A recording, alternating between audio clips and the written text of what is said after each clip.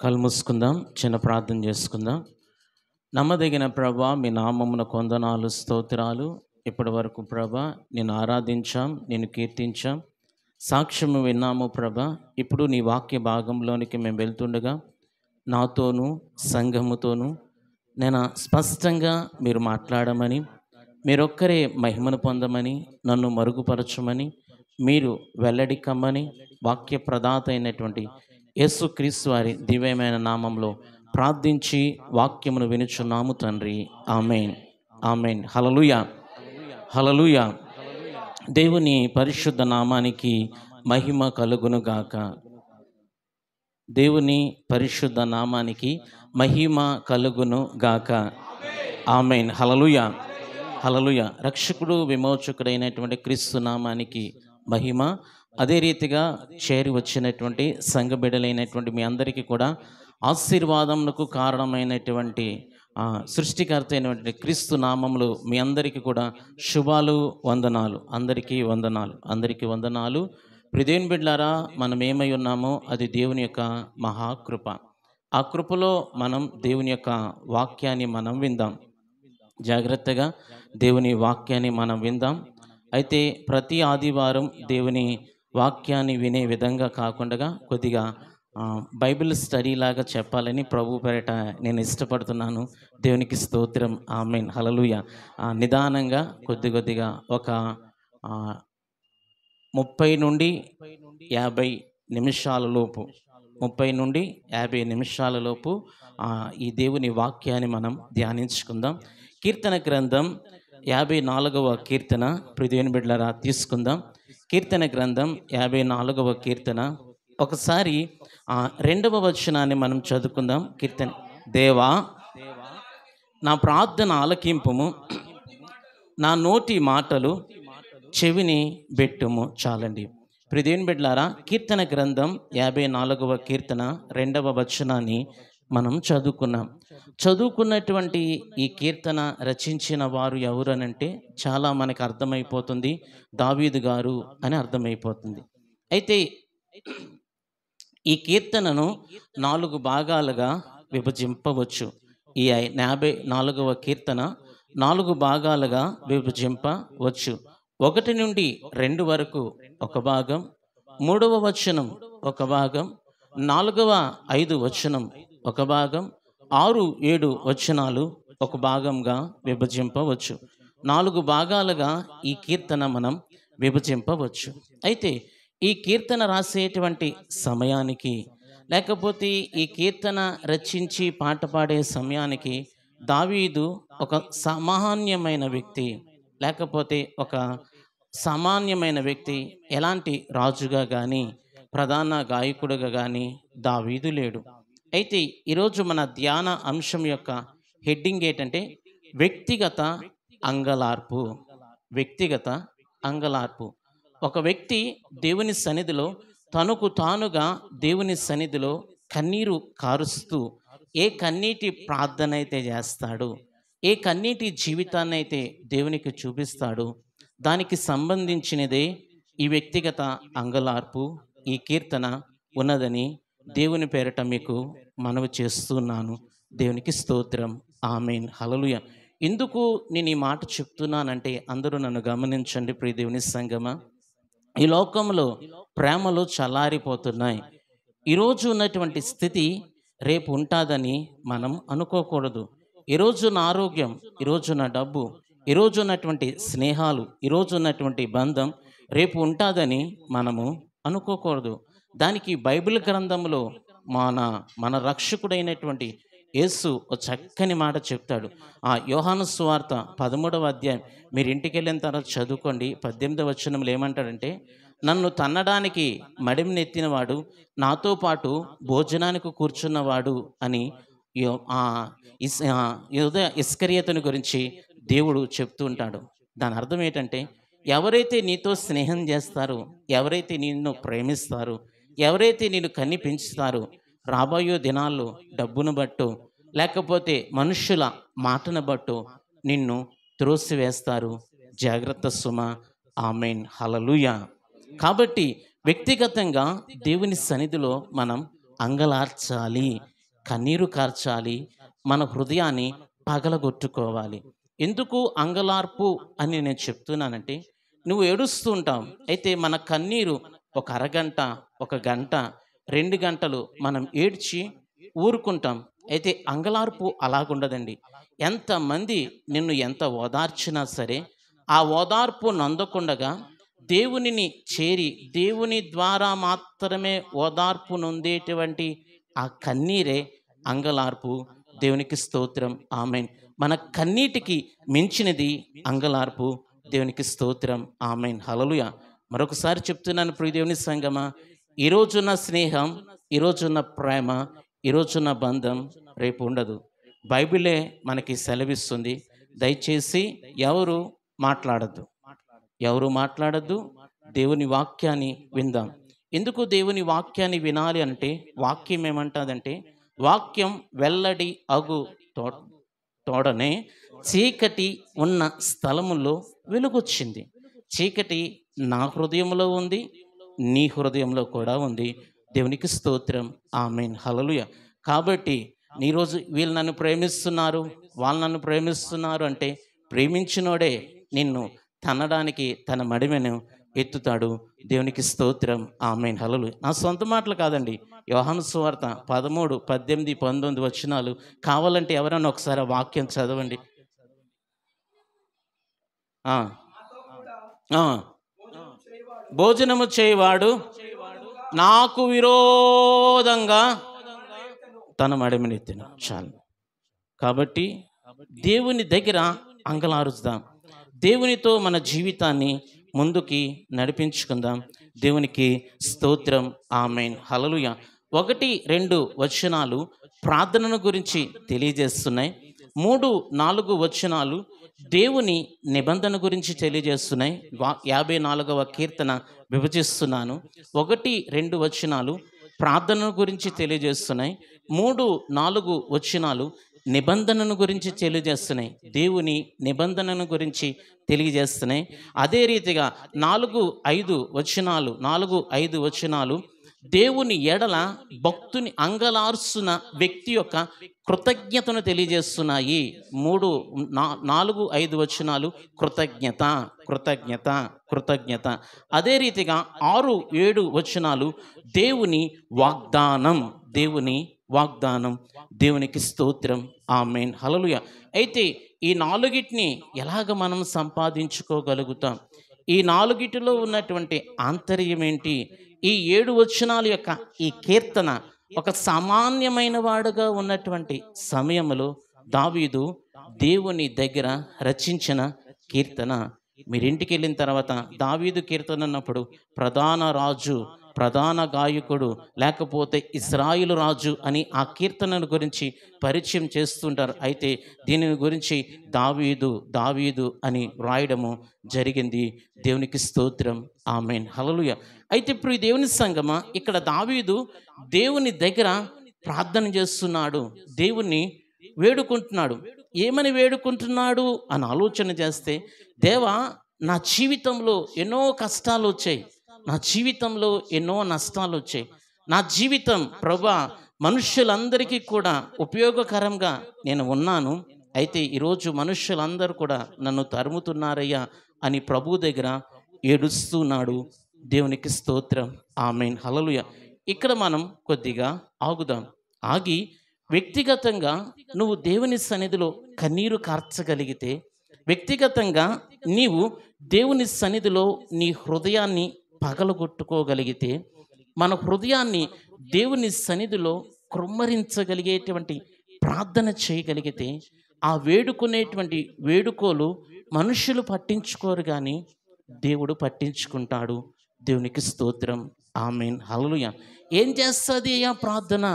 ఏం చేస్తుంది అయ్యా ప్రార్థన? ఏం చేస్తుంది అయ్యా ప్రార్థన? ఏం చేస్తుంది అయ్యా ప్రార్థన అని మీరు నన్ను అడిగితే, ఒకసారి రోమాపత్రిక 1వ అధ్యాయం, దేవుని సంగమ అపోస్తుడైనటువంటి పౌలు గారు ఆ రోమీలకు రాసినటువంటి పత్రికలో 1వ అధ్యాయం 10వ వచనాన్ని ఒకసారి మనం చదువుకుందాం. దేవుని బిడ్డలారా,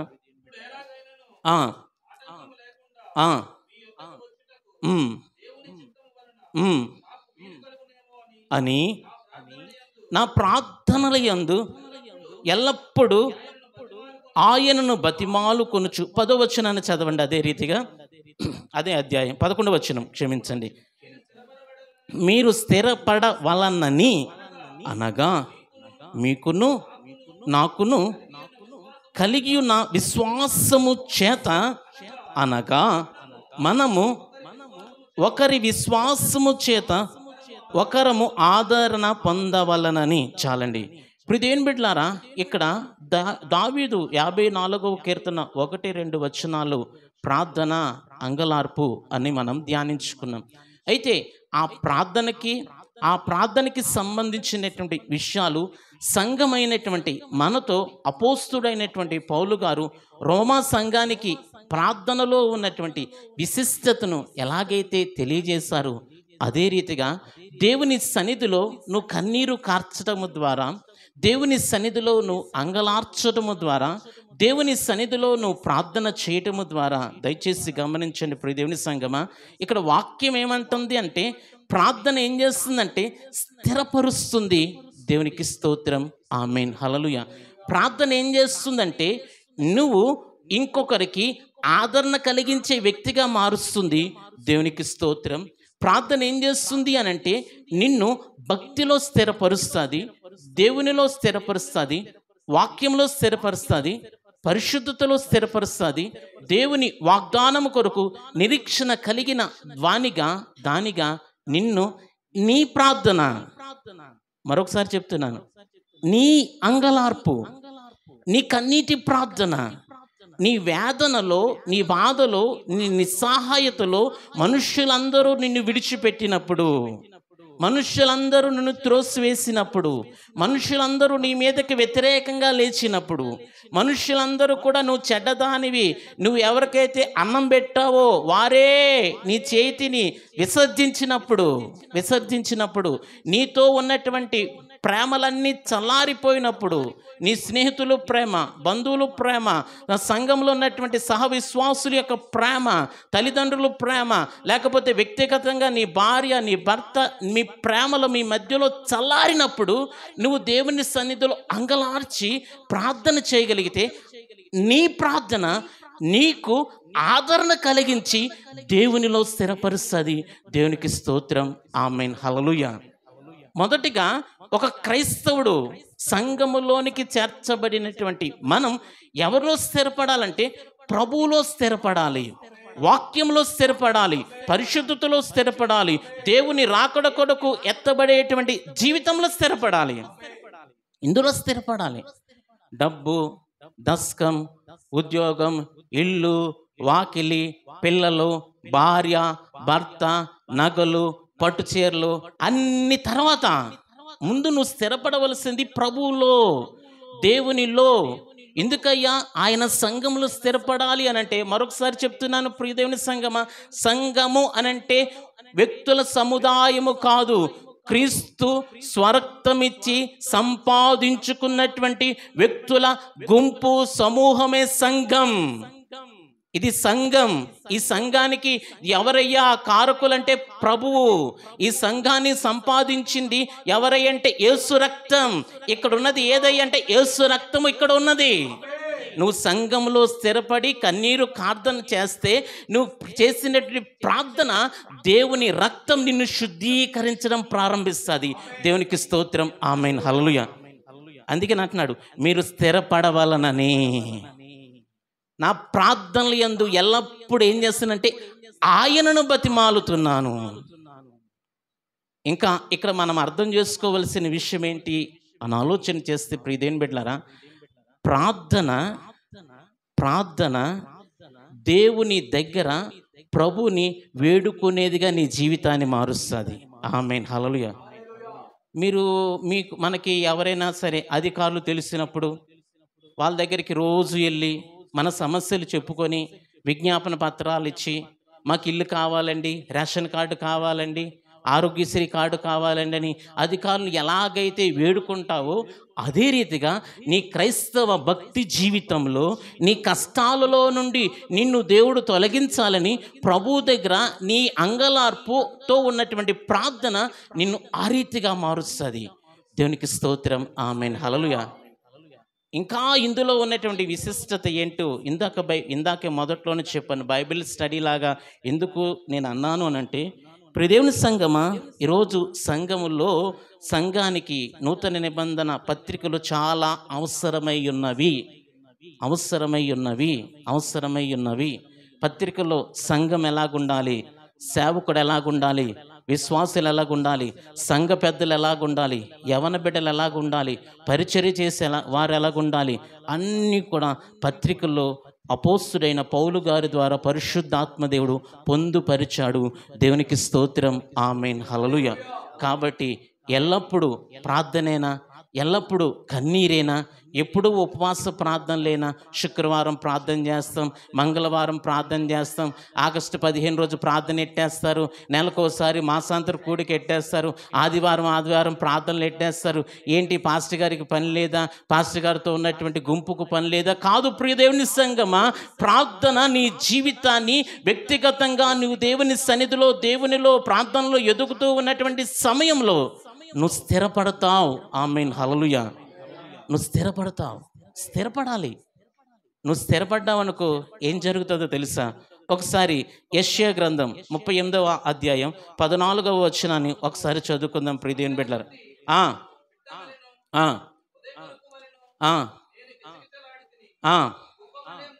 ముల్గి తిని చూచి నాకు శ్రమ కలిగెను, యెహోవా నా కొరకు పోటబడి ఉండుము. చాలండి. ఇక్కడ అంటున్నాడు ప్రియదేవుని బిడ్డలారా, ఈ 38వ యెషయా గ్రంథం 38వ అధ్యాయములు ఇస్కియా చేస్తున్నటువంటి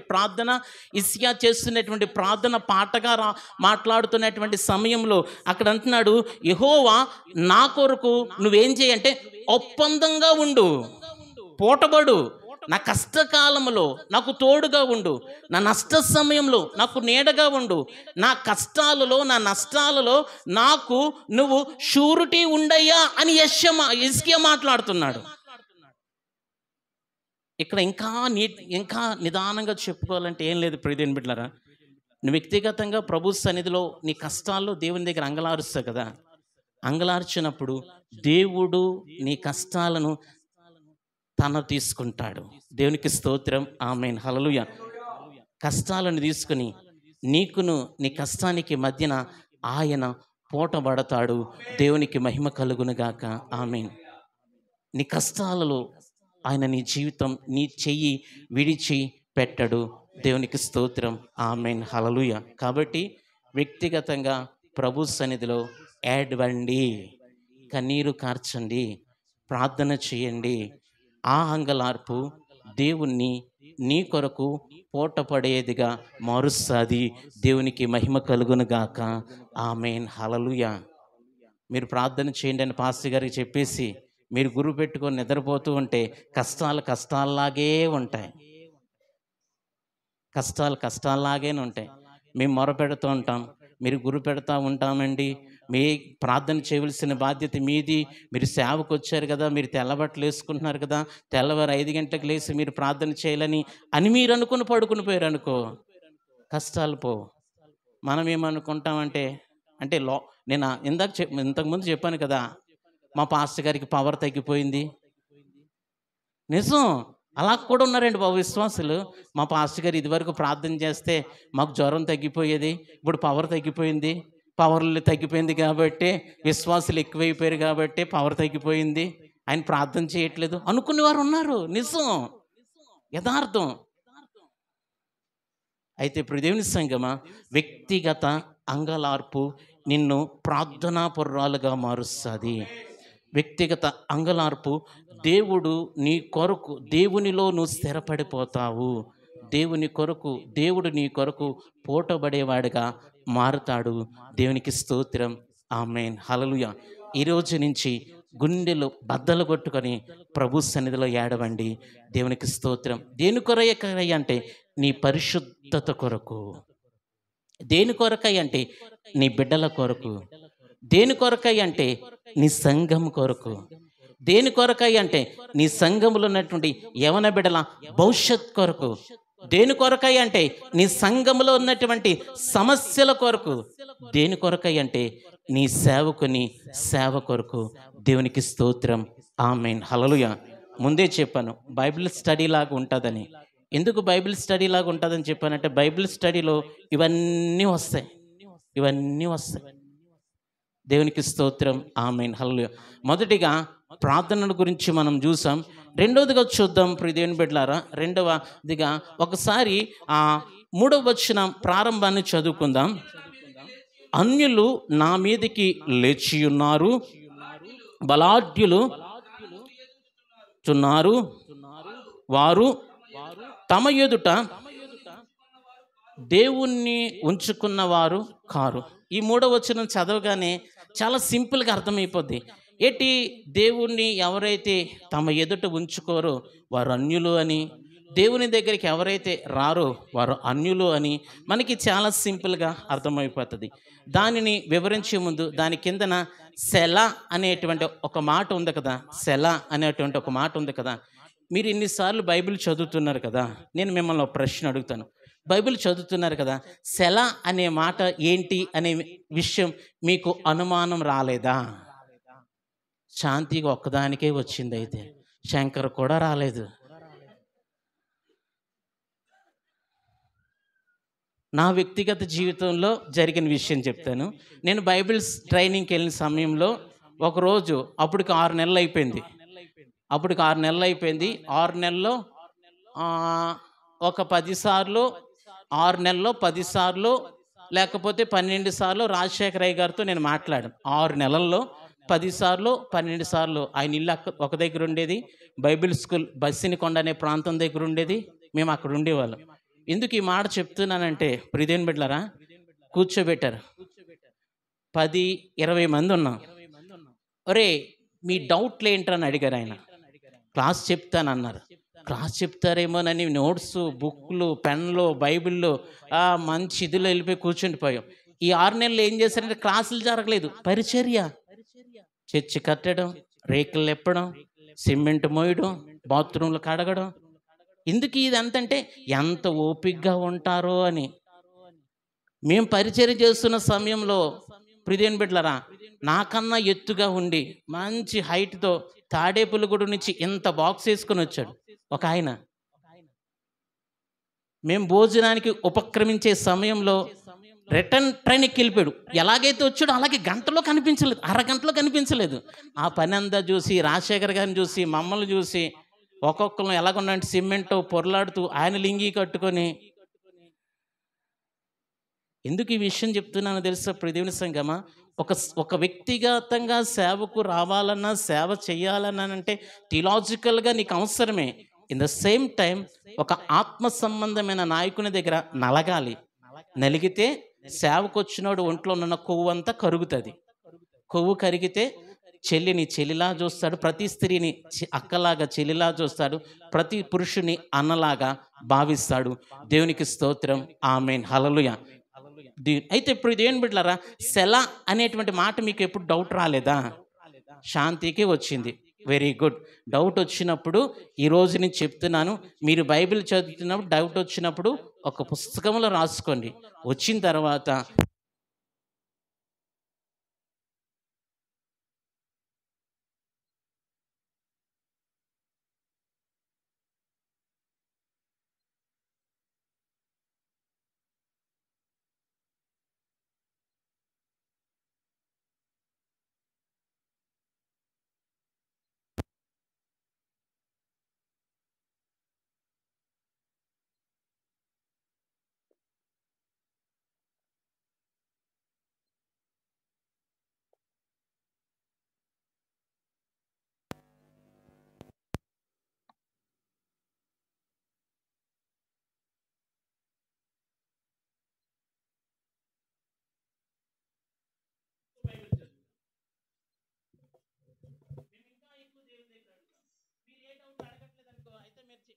చెప్పిందంతా వీళ్ళు గుడ్డిగా నమ్మేస్తున్నారు, ఇంకా మాకు డోకా లేదు, ఇంకా మేము చెప్పిందే వేదవాకని మేము వెళ్ళిపోతాం.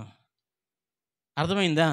సెల అనేటువంటి మాట ఏంటి అని అంటే, ఒక మ్యూజిషియన్స్కి ఎలాగైతే ఒక సంగీతానికి సంబంధించినటువంటి ఈ పదం, అదే ఈ కీర్తన కిందకి ఈ సెల అనేటువంటి పదం వచ్చింది అనంటే ఆ కీర్తన అక్కడతో ఆగిపోయిందని అర్థం.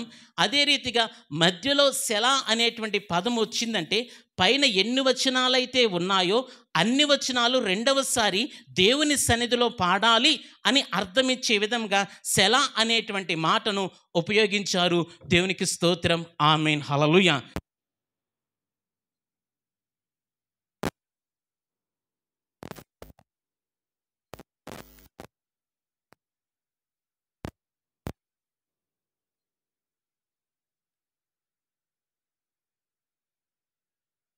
హల్లెలూయా.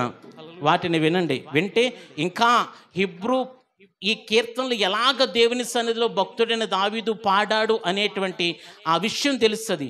మాకు హిబ్రూ రాదు కదండి అని మీరు అనుకోవచ్చు. హిబ్రూ భాషను కలగజేసింది దేవుడు, నిన్ను రక్షించింది దేవుడు. వింటూ ఉంటే ఆ భాష నీకు అర్థం చేసే విధంగా దేవుడు కలిగిస్తాడు. దేవునికి స్తోత్రం, ఆమేన్, హల్లెలూయా. మరొకసారి చెప్తున్నాను ప్రియదేవుని బిడ్డలారా, మనిషిని దేవుడు చేసిన తర్వాత దేవుని బట్టి ఏది రాకూడదు అని అనుకోకూడదు, అన్నీ వచ్చేసాయి అనుకోకూడదు. ఏది రాకూడదు అనుకున్నావా, ఏది నేర్చుకోలేవు. అన్నీ వచ్చేసాయి అనుకున్నావా, ఎప్పటికప్పుడు అప్డేట్ అవ్వలేవు. ఏది రాదనుకోకూడదు, అన్నీ వచ్చేసి అనుకోకూడదు. ప్రతిరోజు ప్రభు సన్నిధిలో నేర్చుకోవలసింది. దేవునికి స్తోత్రం, ఆమేన్, హల్లెలూయా. అయితే ఇప్పుడు ఇదేం బిడ్డలారా, ఇక్కడ భక్తుడైనటువంటి దావీదు 3వ వచనంలో అన్యుల గురించి మాట్లాడుతూ ఆ అన్యులు అనే మాటని హిబ్రూలో ఏమని రాశారంటే జమీర్ జమీర్ జమీర్ అని ఉపయోగించారు. దాని అర్థం ఏంటి అని అంటే దేవుని నిబంధన కిందకు ఎవరైతే రారో వారు దేవుని భయం లేకుండా ఉన్నారు అని అర్థం. దేవునికి స్తోత్రం, ఆమేన్, హల్లెలూయా. అయితే అన్యుల గురించి ఇక్కడ మాట్లాడట్లేదు సంఘముతో. ప్రియదేవుని సంఘమా, ఇక్కడ ఉన్నటువంటి మనందరం కూడా దేవుని నిబంధన క్రిందకి వచ్చామా? ఒకసారి ఆలోచన చేద్దాం. దేవుని నిబంధన కిందకు వచ్చామా?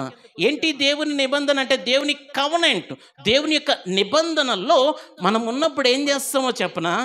వాక్యాన్ని వింటాం. దేవుని నిబంధనకు వచ్చినప్పుడు మనం ఏం చేస్తామంటే దేవుని సన్నిధిలో మన భక్తిని పెంచుకుంటాం. దేవుని నిబంధనకి మనం వచ్చినప్పుడు ఏం చేస్తామంటే దేవుని సేవకునితో మన జీవితాన్ని ముందరికి నడిపించుకుంటాం. దేవుని నిబంధన కిందకి మనం వచ్చినప్పుడు ఏం చేస్తామంటే చెడు మాటలకి, చెడు సహవాసాలకి మన జీవితంలో అవకాశాన్ని ఇవ్వం. దేవుని నిబంధన కిందకి మనం వచ్చినప్పుడు ఏం చేస్తామంటే మన సంఘముతో, మన సంఘ కాపరితో, లేకపోతే దేవుని వాక్యముతో మన జీవితాన్ని మనము బిల్డప్ చేసుకుంటాం. దేవునికి స్తోత్రం, ఆమేన్, హల్లెలూయా. ఇక్కడ అన్యుల గురించి కాదు మనం ఆలోచించవలసింది. ఎవరైతే దేవుని నిబంధన కిందకు రారో, ఆ నిబంధన కిందకు రాని వారు దేవుని భయం ఉండదు. దేవుని భయం ఉండని విషయం ఒక విషయం చెప్తామే. ఇక్కడ భక్తిగా ప్రార్థన చేస్తాం, ఇక్కడ భక్తిగా ప్రభుని ఆరాధిస్తాం, ఇక్కడ భక్తిగా పాటలు పాడతాం, ఇక్కడ భక్తిగా వాక్యాన్ని చదువుతాం. ఇంటికి వెళ్ళి బిగ్ బాస్ చూస్తాం, ఇంటికి వెళ్ళి ఋతురాగాల సీరియల్ చూస్తాం, ఇంటికి వెళ్ళి చక్రవాకం సీరియల్ చూస్తాం. ఇప్పుడు సీరియల్ పేర్లు ఏంటో తెలియదు నాకు, అప్పుడు సీరియల్ తెలుసు కాబట్టి. ఇంటికి వెళ్ళిన వెంటనే టీవీ పెడేస్తాం. అప్పుడే మందిరం నుంచి వస్తాం, అప్పుడే బైబిల్ చదువుతాం. కొన్ని వాక్యాన్ని పెట్టుకున్నారు, పాటలు పెట్టుకున్నారు అంటే అది వేరు. దేవుని పాటలు మళ్ళీ వేరే పాటలు కాదు. దేవుని నిబంధన కిందకు మనం రావాలి. దేవుని నిబంధన కిందకు వచ్చినాడు. నీ ఎదుట దేవుణ్ణి పెట్టుకుంటావు. నీ ఎదుట దేవుణ్ణి పెట్టుకుంటే భయముతో బ్రతుకుతావు, భక్తితో బ్రతుకుతావు, పరిశుద్ధతతో బ్రతుకుతావు. దేవుని నిబంధన కిందకు వచ్చినాడు.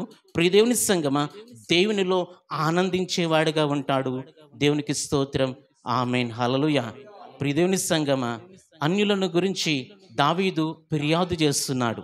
దావీదు దేవుని నిబంధన కిందకి రాని ప్రజలను విషయమే ఫిర్యాదు చేస్తున్నాడు. అయితే ప్రియదేవుని బిడ్డలారా, మిమ్మల్ని అందరినీ నేను ఒక ప్రశ్న వేస్తున్నాను. ఈ రోజైనా ఏ రోజైనా ప్రభువా ఇంకను నేను నీ నిబంధన కిందకి, నీ వాక్యము క్రిందకి, నీ పరిశుద్ధత కిందకి, నీ నడిపింపు కిందకి ఇంకను నేను ఎక్కడైనా సరే నా ఎదుట నిన్ను పెట్టుకోకుండా అన్యుల వలె నేను బ్రతుకుతున్నానేమో ఒకసారి నన్ను పరీక్షించి తెలుసుకుని నా హృదయంలో నుండి ఆ భావన తీసివేయి ప్రభువా అని ఎప్పుడైనా దేవుని దగ్గర నిన్ను గురించి నీవు ధ్యానించావా? నిన్ను గురించి నీవు దేవునికి ఆపాదించావా? నీ హృదయములో ఉన్నటువంటి లోక సంబంధమైన తలంపులు పోవాలని నేను దేవుని నిబంధన కిందకి రాకుండా చెడిపోతున్నానయ్యా అని ఎప్పుడైనా నిన్ను గురించి నువ్వు దేవుని సన్నిధిలో అడిగావా? ఒకసారి ఆలోచన చేద్దాం. నేను రఫ్గా చెప్పేస్తాను ప్రియదేవుని బిడ్డలారా, దేవుని కవనెంట్, దేవుని నిబంధన కిందకి వస్తే ఏమవుతుందో తెలుసా? దేవుడు నోవాహుతో నిబంధన చేశాడు. తన పిల్లల్ని నోవాహు రక్షించుకున్నాడు. దేవుడు అబ్రహాముతో నిబంధన చేశాడు. అబ్రహాము అనేక జనులకు ఆశీర్వాదకరంగా మారిపోయాడు. నీవెవరిని దీవిస్తావో వారు దీవించబడతారన్నారు. దేవుడు మోషేతో నిబంధన చేశాడు. మోషే ప్రజలను విడిపించే నాయకుడయ్యాడు. దేవుడు యేసు ప్రభుతో నిబంధన చేశాడు. ప్రజలకు రక్షణ మార్గం యేసు ద్వారా నేటికి కలుగుతున్నది. దేవునికి స్తోత్రం, ఆమేన్, హల్లెలూయా. ఈ నాలుగిటిల్లో ఏ ఒక కార్యమైన మన బ్రతుకులో జరుగుతుందా? నువ్వు చేస్తున్న ప్రార్థన ద్వారా నీ బిడ్డలు రక్షింపబడుతున్నారా? నీ కుటుంబాన్ని నువ్వు లోకములో నుండి, పాపంలో నుండి విడిపించగలుగుతున్నావా మోషేలాగా? నీ కుటుంబానికి ఈ తండ్రి ద్వారా, ఈ తల్లి ద్వారా నేను దీవించబడ్డానని నీ బిడ్డలు ఎక్కడైనా సాక్ష్యం చెప్తున్నారా? యేసు ప్రభుని నమ్మావు, యేసు సువార్తను అంగీకరించావు, ఆ సువార్తకి అనుగుణంగా నేను జీవిస్తానని బాప్తిస్మమును తీసుకొని ఒడంబడికని చేసుకున్నా కదా. నీలో నుండి యేసుని రక్షకునిగా ప్రజలకి చూపిస్తున్నావా? దేవుని నిబంధన క్రిందకు వస్తే ఈ 4 కార్యాలు మన బ్రతుకులో జరుగుతాయి. దేవునికి స్తోత్రం, ఆమేన్, హల్లెలూయా. మరొకసారి చెప్తున్నాను ప్రియదేవుని బిడ్డలారా, దేవుని నిబంధన కిందకి రాని సంఘ బిడ్డలే కానీ, సేవకుడే కానీ వాడు అన్యుడు. అన్యుడు అనే మాటకు అర్థం ఏంటంటే దేవుణ్ణి తనని ముందర పెట్టుకోకుండా దేవుని నిబంధన కిందకి రానివాడు. దేవునికి స్తోత్రం, ఆమేన్, హల్లెలూయా. ఈరోజు మనం ఎలాగున్నాం? దేవుని నిబంధన కిందకి నువ్వు రా, దేవుని నిబంధన కిందకి నువ్వు రా. దేవుడు నోవాహుతో చేసిన నిబంధన నీ కుటుంబంలో పనిచేస్తుంది. దేవుడు అబ్రహాంతో చేసిన నిబంధన నీ బిడ్డల జీవితంలో పనిచేస్తుంది. దేవుడు మోషేతో చేసిన నిబంధన నీ వ్యక్తిగత జీవితంలో పనిచేస్తుంది. దేవుడు యేసుతో చేసిన నిబంధన నీ బంధువులలో నీ ద్వారా పనిచేస్తుంది. దేవునికి స్తోత్రం, ఆమేన్, హల్లెలూయా. అందుకు మనము దేవుని నిబంధన కిందకి రావాలి. దేవునికి మహిమ కలుగును గాక, ఆమేన్, హల్లెలూయా. 3వ వచనం మనందరికీ బాగుగా అర్థమైపోయింది. అర్థమైపోలేదు. దేవునికి స్తోత్రం, ఆమేన్, హల్లెలూయా. 4వ వచనాన్ని ఒకసారి 5వ వచనాన్ని చదువుకుందాం ప్రియదేవుని బిడ్డలారా. నా శత్రువులు చేయు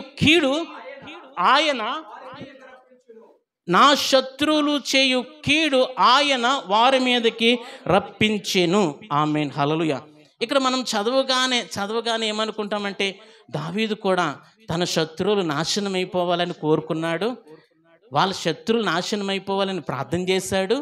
మనం కూడా ఎవరైనా ఏదైనా మాట అంటే, ప్రభువా మా పక్కింటి ఆవిడ నన్ను ఇలాగంటుంది ప్రభువా, నేను భాషలు మాట్లాడుతుంటే, పాటలు పాడుతుంటే ఇలాగంటున్నారు ప్రభువా, అలాగంటున్నారు ప్రభువా, నీ ప్రతాపం ఎలాగైనా వాళ్ళకి చూపించు ప్రభువా, ఎలాగైనా వాళ్ళకి సంకల్లో గెడ్లు వచ్చేయాలి ప్రభువా, కూర్చున్న చోట గెడ్లు వచ్చేయాలి ప్రభువా, వాళ్ళు అసలు మా వైపు చూడాలంటే నేను మెడ తిప్పుకోకూడదు ప్రభువా అని అనుకుంటాం. ఎందుకు అనుకోము? అనుకుంటాం. మన మనుషులు అనుకోకపోతే మనం దేవునితో సమానమైన వారం అయిపోతాం. అయితే ప్రియదేవుని బిడ్డలారా, ఇక్కడ దావీదు ప్రతీకారం గురించి మాట్లాడట్లేదు. ప్రతీకారం నువ్వు చేస్తావు. అయితే ప్రియదేవుని బిడ్డలారా, ఇక్కడ మాట్లాడుతున్నది ఏంటంటే ప్రతీకారం గురించి మాట్లాడట్లేదు. ఏ వ్యక్తులైతే నా మీద పడుతున్నారో ఆ పడుతున్న వ్యక్తుల నుంచి నువ్వు నన్ను రక్షించు అని దేవునికి తన కృతజ్ఞత జీవితాన్ని చూపిస్తున్నాడు. దేవునికి స్తోత్రం. ఆమేన్. హల్లెలూయా. దాన్ని అర్థమవడానికి ఒక మాట చదువుకుందాం. 1 పేతురు పత్రిక 3వ అధ్యాయం 9వ వచనాన్ని ఒకసారి చదువుకుందాం ప్రియదేని బిడ్డలారా. 1 పేతురు పత్రిక 3వ అధ్యాయం 9వ వచనాన్ని కనుక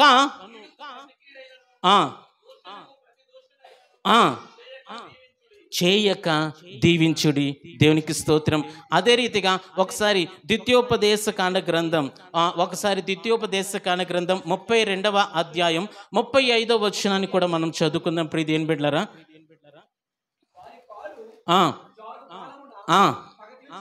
పగ తీర్చుటయు ప్రతిఫలమిచ్చుటయు నావే. చాలండి. పగ తీర్చుటయు ప్రతిఫలమిచ్చుటయు నావే అని ప్రభు అంటున్నాడు. ఎందుకు ఈ 2 మాటలు చదివించానో తెలుసా ప్రియదేని బిడ్డలారా? దేవునిలో ఎప్పుడు కూడా మనం కృతజ్ఞులుగానే బ్రతకాలి.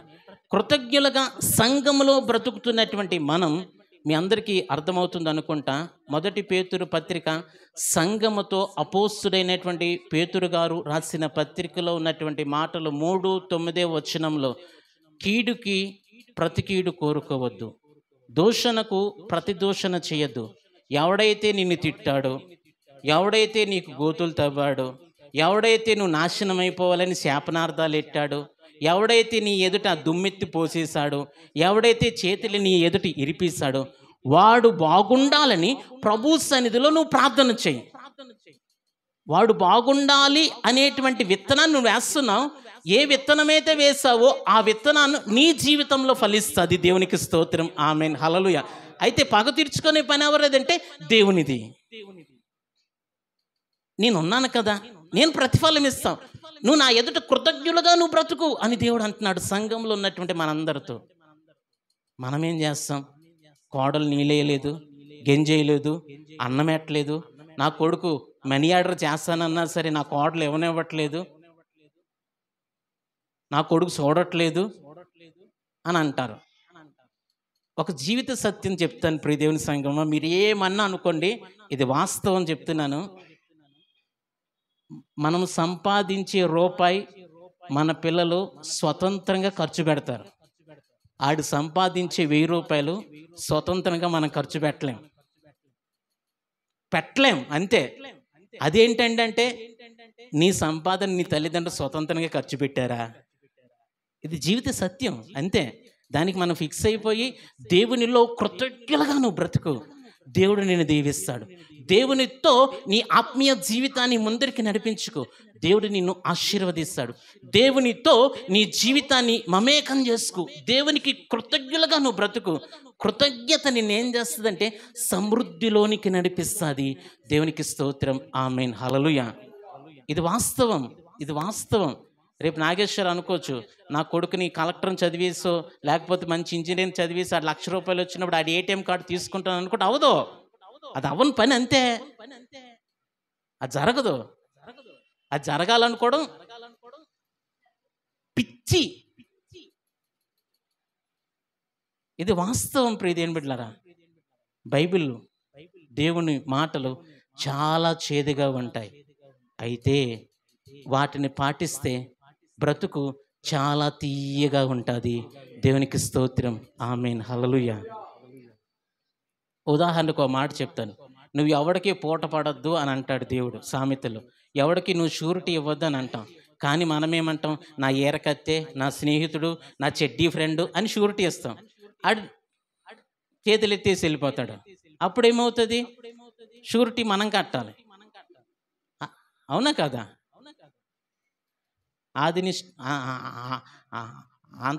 ఏంటైతే ఆదినిష్టం కదా ఏదో అంటారు కదా సామెత.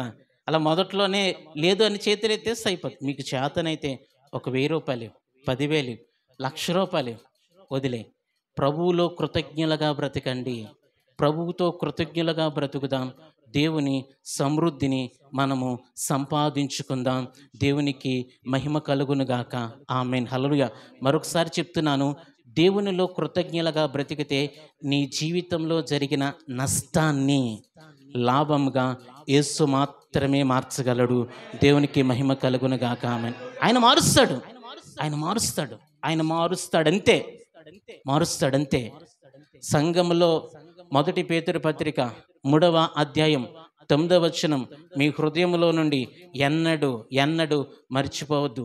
దీవించండి, దూషణకు ప్రతిదూషణ చేయొద్దు, దూషణకు ప్రతిదూషణ చేయొద్దు, కీడుకు ప్రతి కీడు చేయొద్దు. ఎదుటి వ్యక్తిని దీవించే ప్రార్థన చేయి. ఎదుటి వ్యక్తి కొరకు దేవుని సన్నిధిలో కృతజ్ఞతా భావంతో స్తుతులు చెల్లించు. ఎదుటి వ్యక్తి బాగుండాలని కోరుకో. ఆ కృతజ్ఞత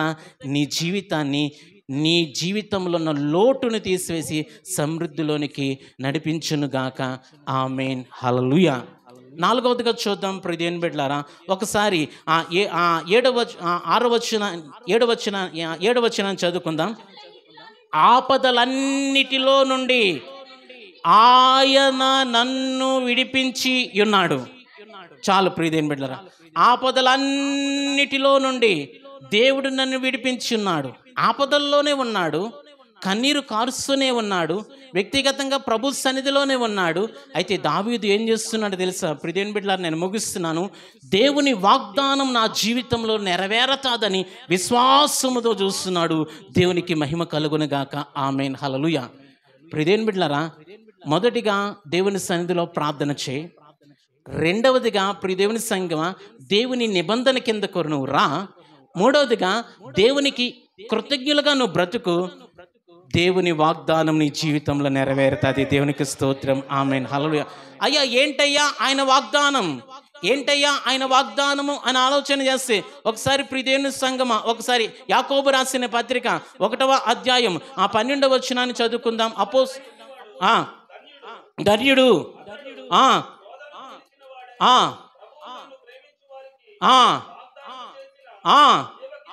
జీవ కిరీటము పొందును.